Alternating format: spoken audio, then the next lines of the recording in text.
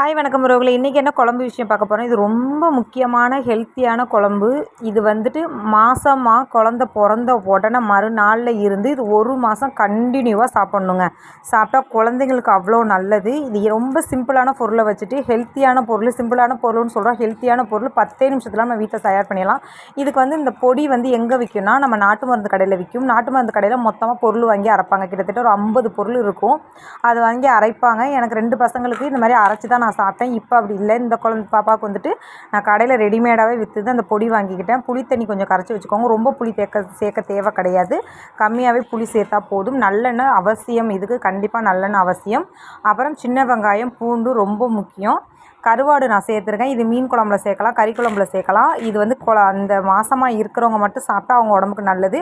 அவங்களுக்கு தனியாக குழம்பு வைக்கும்போது இந்த மசாலா பொடியை மிக்ஸ் பண்ணி இந்த 30 நாளைக்குள்ளே எல்லா குழம்புலையுமே மிக்ஸ் பண்ணி இந்த மருந்தை கொடுத்துருவாங்க.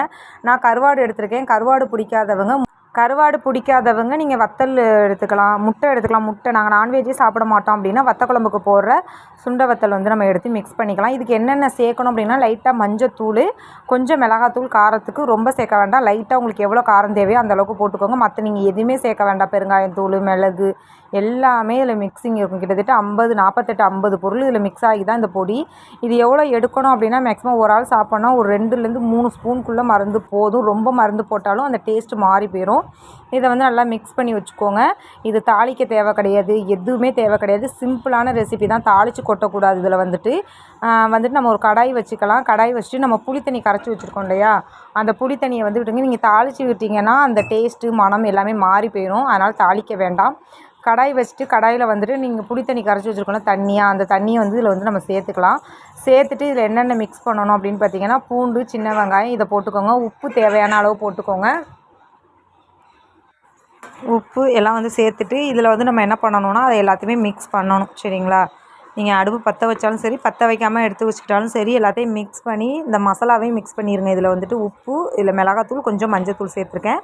இது எல்லாத்தையுமே நம்ம கடாயில் போட்டு நம்மளுக்கு எவ்வளோ தேவையோ, அது வேகிறதுக்கு எவ்வளோ தண்ணி தேவையோ அதை விட்டுட்டு நல்லா கரண்டி வச்சு கட்டி இல்லாமல் நல்லா மிக்ஸ் பண்ணிக்கோங்க. இதை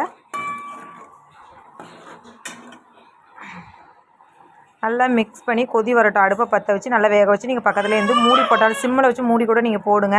அப்போ டக்குன்னு நம்மளுக்கு அந்த வெங்காயம் எல்லாமே இந்த மாதிரி பூண்டு, வெங்காயம் நல்லா குழம்பு இந்த மாதிரி சுண்டி வரும் பொழுது நம்ம என்ன பண்ணணும் அப்படின்னு பார்த்தீங்கன்னா, நல்லா கிண்டி விட்டுக்கோங்க. அதில் வெங்காயம், பூண்டு எல்லாம் நல்லா வெந்துட்டான்னு சொல்லி நீங்கள் கையை வச்சு கூட அமுக்கி பார்த்துக்கலாம்.